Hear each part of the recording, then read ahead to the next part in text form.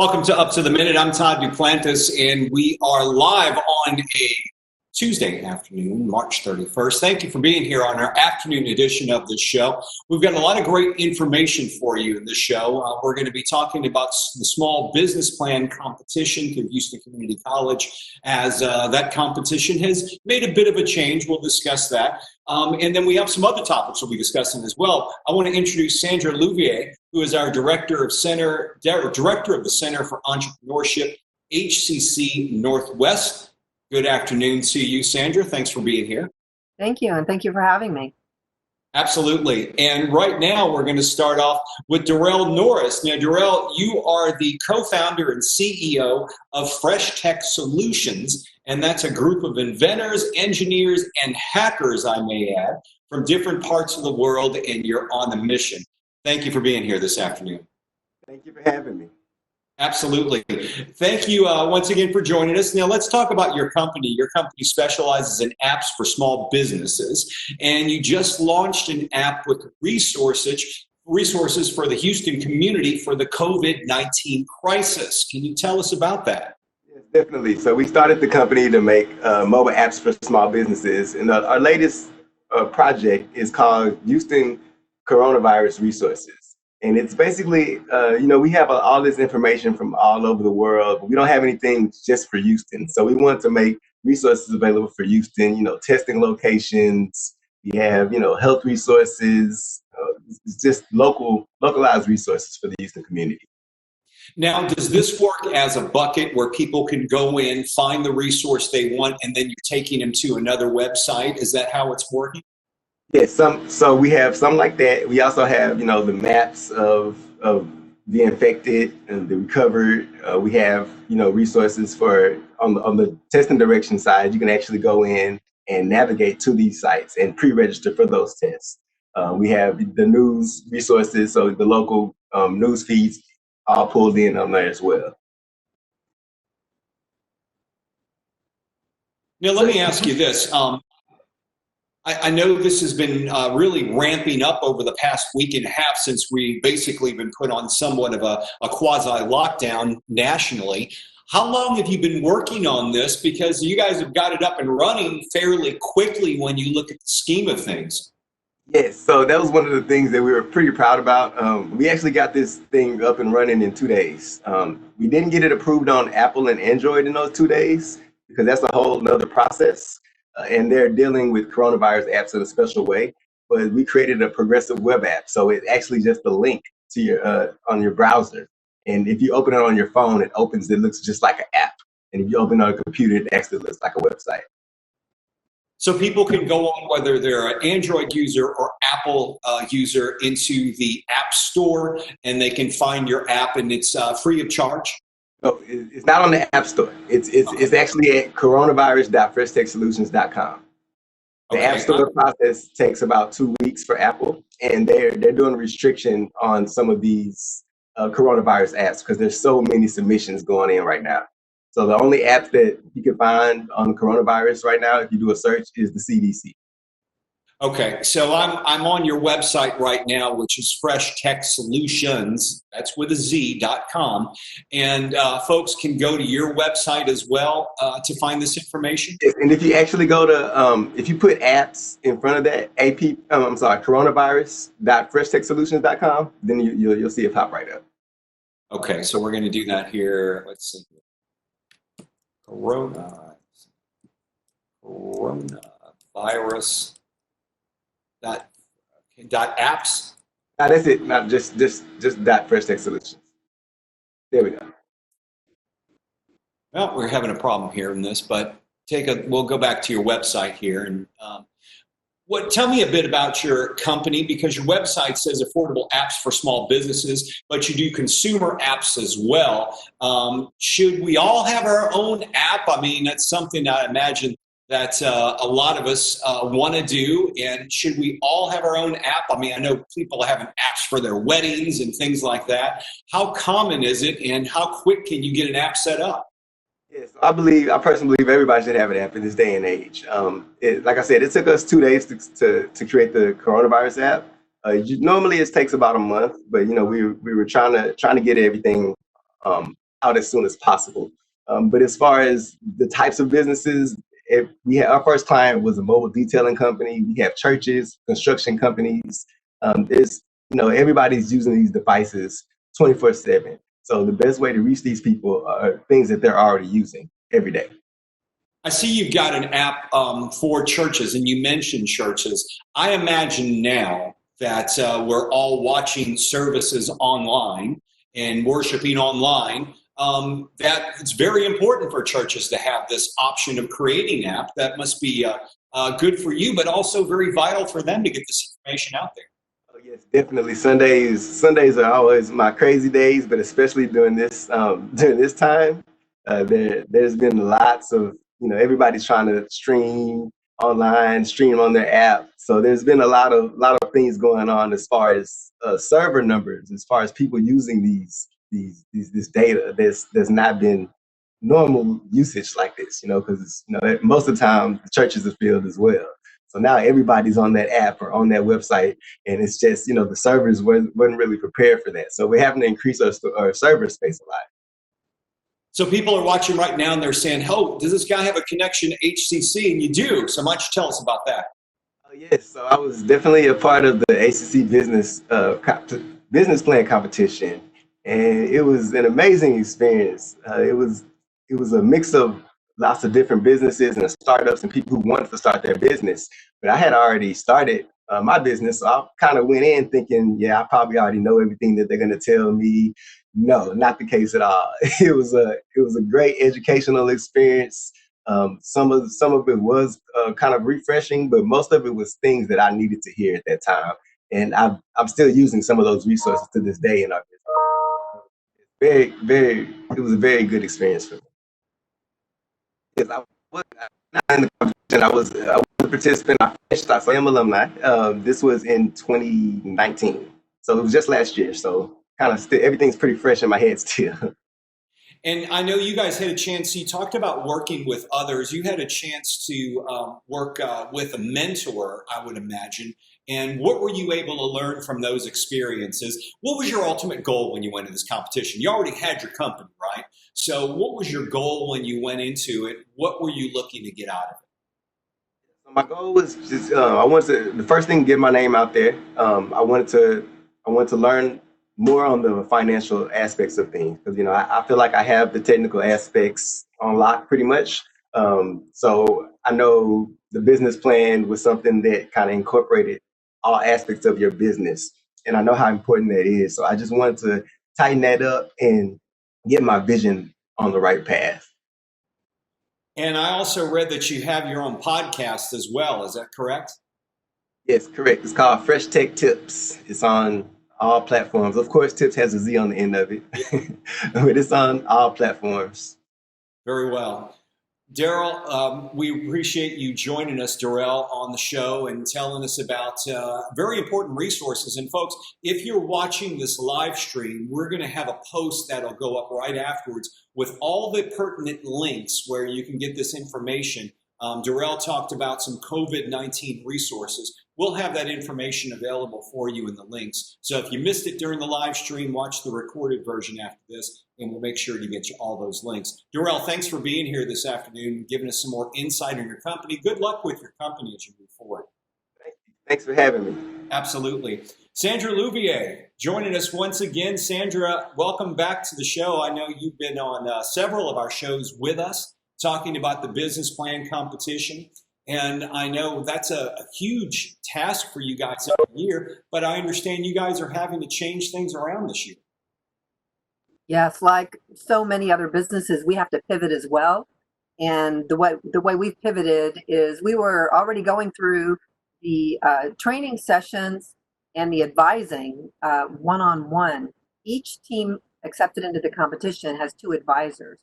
So there's varying stages of training. There's group presentations where we gather the whole group together on site, nearly 100 people. And then we have a training presentation that's very interactive with little exercises, and the advisors and the teams then apply what they're learning directly to their business. And then there's group share out. So we did training session 1 and 2 live on campus like we normally do. Now 3 is happening tonight and tomorrow, at least the conclusion of 3, because what we decided to do is stretch it out a little bit.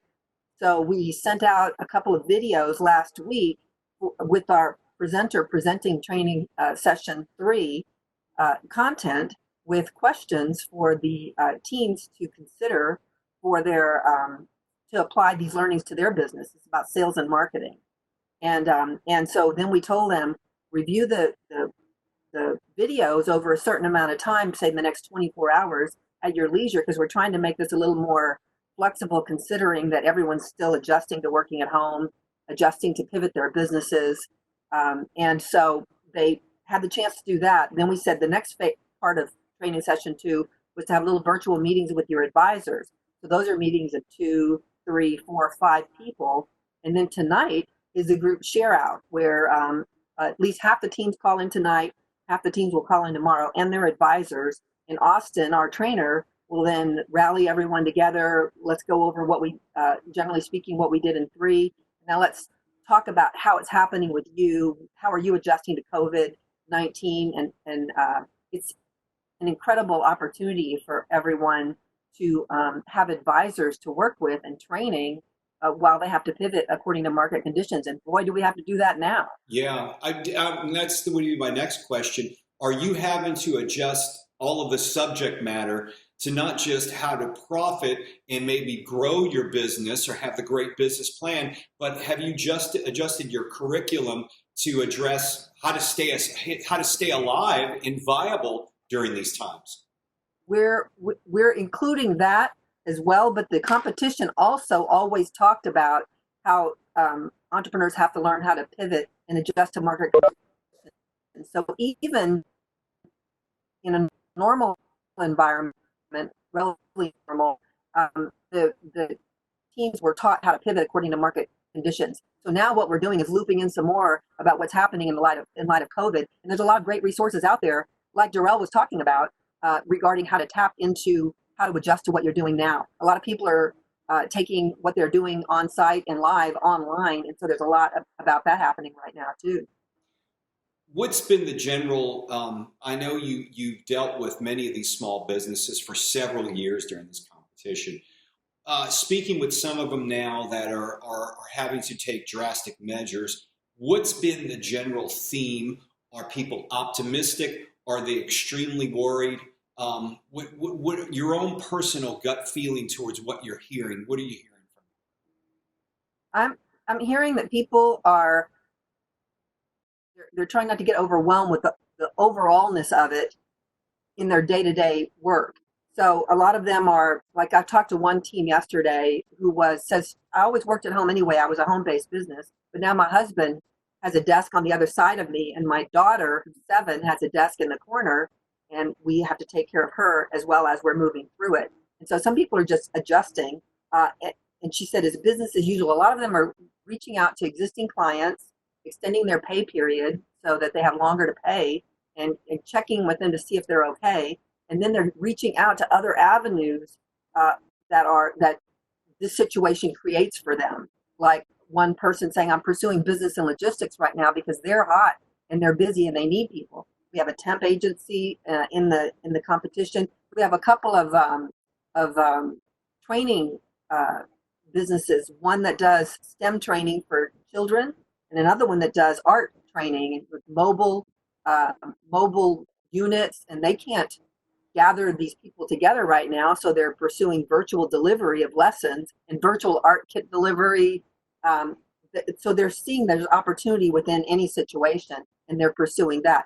So they've kind of got their heads focused, and then they're very excited and thinking this isn't just one more thing to do in a busy time. This is an exceptional opportunity to be going through business training right now with advisors to vet our assumptions and how we're responding to this. So we have 55, 60 advisors in the competition with 2 assigned to every team. So this is an unprecedented opportunity for them to pivot with additional help as they're moving through this planning.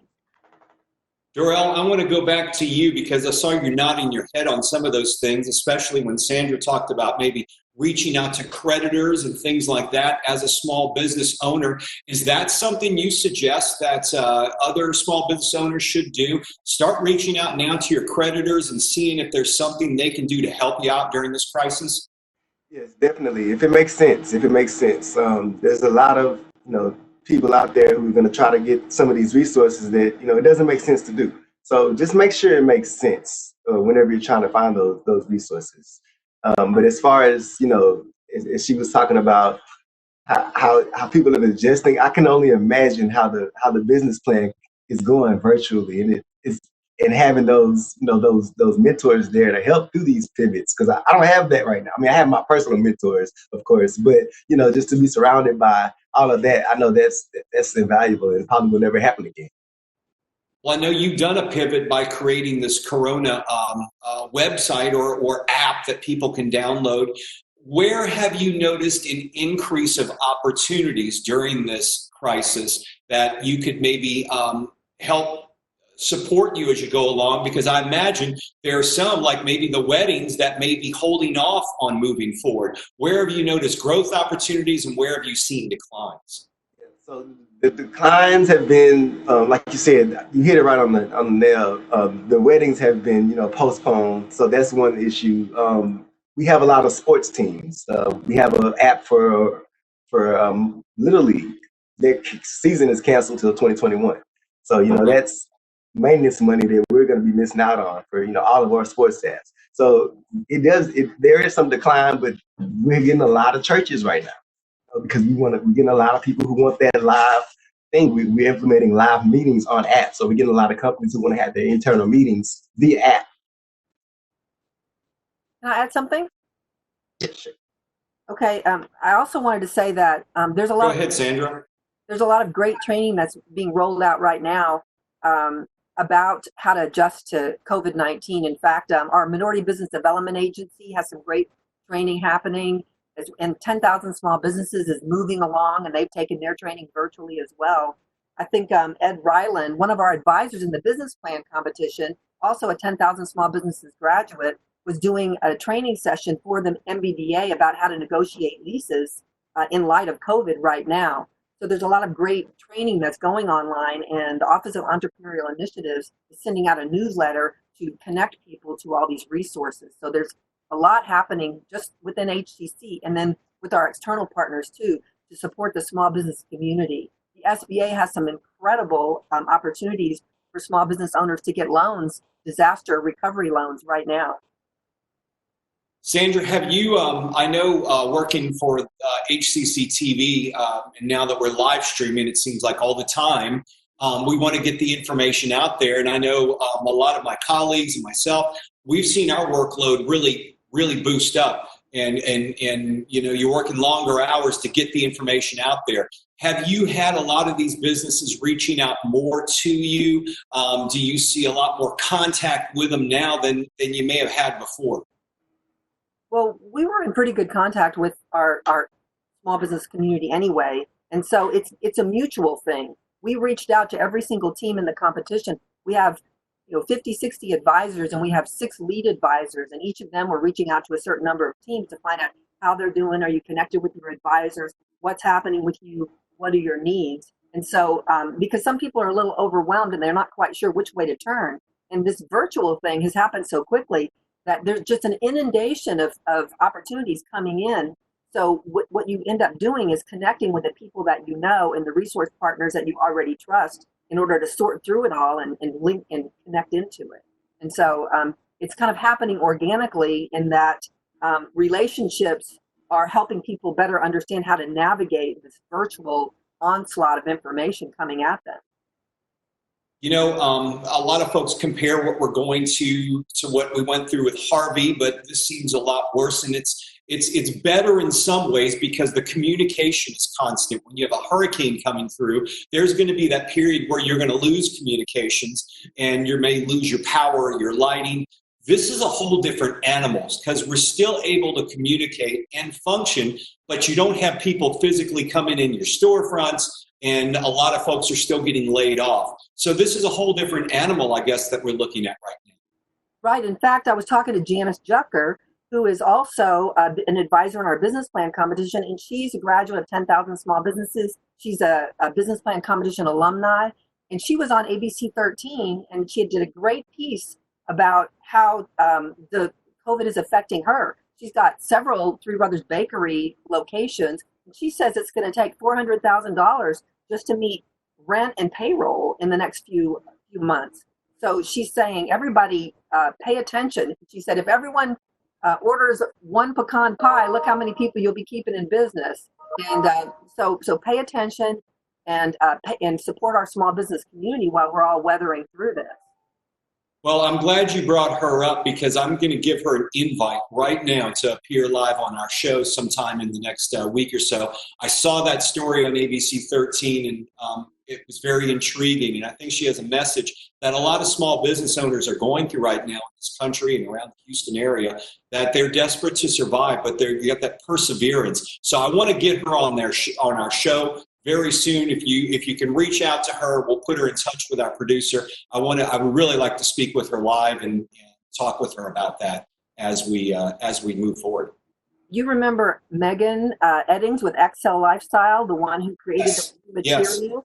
She has sent out some great information about how she's used that material she invented to do sportswear clothing that doesn't retain smells to create masks for our medical community.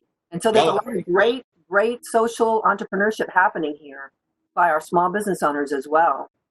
Yeah, and you're seeing a lot of these companies. It happens on a large scale, like automotive companies will turn their manufacturing plants into producing PPE and other equipment. But a lot of local businesses, and even I know our colleges are getting involved with that, with other local colleges. So yeah, a lot of businesses are changing their plan. And I like the way you started this off, calling this not a change of plan, but a pivot.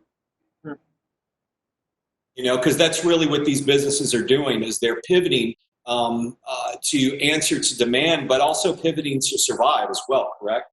That's right. That's right. And, I think that what's happening is so unprecedented that I believe it is going to change things. Even when we recover from all of this and come out the other side, I bet there's going to be a lot more virtual meetings happening these days to save mileage and time.